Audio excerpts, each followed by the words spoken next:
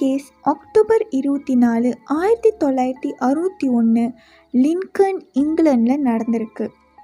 இந்த ஃபோட்டோவில் இருக்கிறவங்க பேர் தான் ஜோன் ரிஷ். இவங்களுக்கு அப்போ வெறும் 31 வயசு தான். அந்த டைம் இவங்க 2 பிள்ளைங்களுக்கு அம்மாவாக இருந்திருக்காங்க. அவங்க நெய்பர்ஸை பொறுத்தவரை இவங்க ஒரு நார்மல் ஆர்டினரி ஹவுஸ் ஒய்ஃப். அவங்க பீஸ்ஃபுல்லான வாழ்க்கையை வாழ்ந்துக்கிட்டு இருந்தாங்க. ஆனால் ஒரு நாள் ஆஃப்டர்நூன் எல்லாமே மாறிடுச்சு. ஜோனோட ஹஸ்பண்ட் மார்ட்டின் வேலை முடிஞ்சு வீட்டுக்கு வரும்போது ஒரு கொடூரமான விஷயத்த பார்த்துருக்காரு. அவர் வீட்டு கிச்சன் ஃப்ளோர் ரத்தமாக இருந்திருக்கு. அந்த ரத்தம் செவருலலாம் பட்டிருக்கு. அப்புறம் அவங்க ஃபோனோட ஒயர்லாம் யாரும் பிச்சு குப்பை தொட்டியில் போட்டிருக்காங்க. ஆனால் அந்த வீட்டில் ஜோனை காணும். வீட்டு கிச்சன்லாம் ரத்தமாக இருக்குது. ஜோன் எங்கே போயிட்டாங்கன்னு தெரியல. அந்த வீட்டிலே இல்லை ஜோன். ஜோனோட ஹஸ்பண்ட் மார்ட்டின் போலீஸ்க்கு கால் பண்ணியிருக்காரு இம்மீடியட்லி. இன்வெஸ்டிகேட்டர்ஸ் என்ன கண்டுபிடிச்சிருக்காங்கன்னா, ரத்தம் சொட்டு கண்டுபிடிச்சிருக்காங்க. அதுவும் அந்த ரத்தம் சொட்டு ரோடு வரைக்கும் போயிருக்கு. ஆனால் கொஞ்சம் தூரத்துலேயே அந்த ரத்தம் சொட்டு காணாமல் போயிடுது. ஸோ இதில் நமக்கு என்ன தெரிஞ்சிருக்குன்னா, அவங்க அந்த ரத்தத்தோட வீட்லேருந்து வெளியாகி ரோடு வரைக்கும் போயிருக்காங்க. அதில் தான் அந்த பிளட் ட்ராப்ஸ்லேருந்து தான் கண்டுபிடிக்க முடிஞ்சிச்சு. அதுக்கப்புறத்துலேருந்து அவங்க எங்கே போனாங்க, என்ன ஆனாங்கன்னு தெரியல. ஏன்னா அதோடு தான் அந்த பிளட் ட்ராப்ஸ் காணும். ஒரு நெய்பர் என்ன சொல்லியிருக்காங்கன்னா, அவங்க ஏர்லியராக ஜோனை பார்த்து தான் சொல்லியிருக்காங்க. அவங்க ரோட்டில் அன்ஸ்டடியாக நடந்து வர மாதிரி பார்த்துருக்காங்க, ஸ்டடி இல்லாமல். அண்ட் அவங்க கையில் துண்டு வச்சு மறைச்சிருந்த மாதிரி.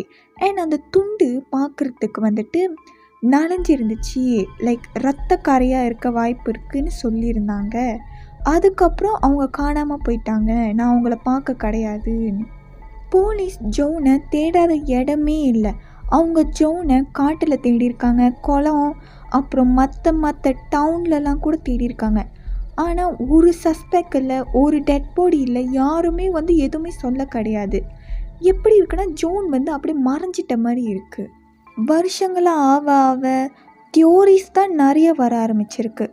சில பேர் என்ன சொல்கிறாங்கன்னா, ஜோனை யாரோ அடித்து போட்டு கடத்திட்டு போயிட்டாங்கன்னு. இன்னும் சில பேர் என்ன சொல்கிறாங்கன்னா, அவங்க வீட்டிலே இல்லீகலாக அபோர்ஷன் பண்ண ட்ரை பண்ணியிருக்காங்க. அது முடியாமல் தான் வீட்டை விட்டு வெளியாகி உதவி கேட்குறதுக்கு போயிருக்காங்கன்னு. இன்னும் சில பேர் என்ன சொல்கிறாங்கன்னா, அவங்களே வேணுமணிக்கு லைக் இது தெரிஞ்சு தான் செஞ்சுருக்காங்க, வீட்டு விட்டு காணாமல் போயிட்டு ஒரு புது லைஃப்பை ஸ்டார்ட் பண்ணுறாங்கன்னு.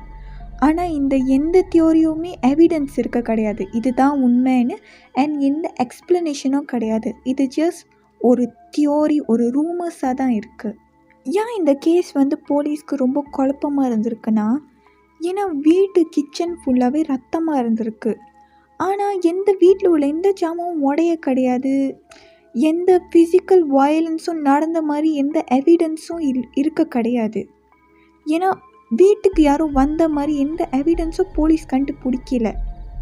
அண்ட் எப்படி ஜோனுக்கு அடிபட்டுச்சு கையில், ஏன் அவங்க வீட்டை விட்டு ஒண்டியாக போனாங்க, ஏதோ மர்டர் நடந்த மாதிரி எதுவுமே ஒரு ஸ்ட்ராங்கான ப்ரூஃபும் இல்லை. அதனால தான் இந்த கேஸ் ஸ்டில் அன்சால்வ்டாகவும் இருக்குது, மர்மமாகவும் இருக்குது. 1961 காணா போனாங்க.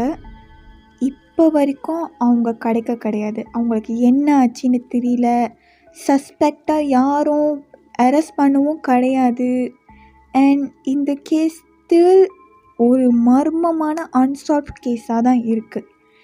அண்ட் எல்லாருக்கும் ஒரு கேள்வி என்னதுன்னா, உண்மையாக ஜோன் ரிஷ்க்கு என்ன ஆச்சு?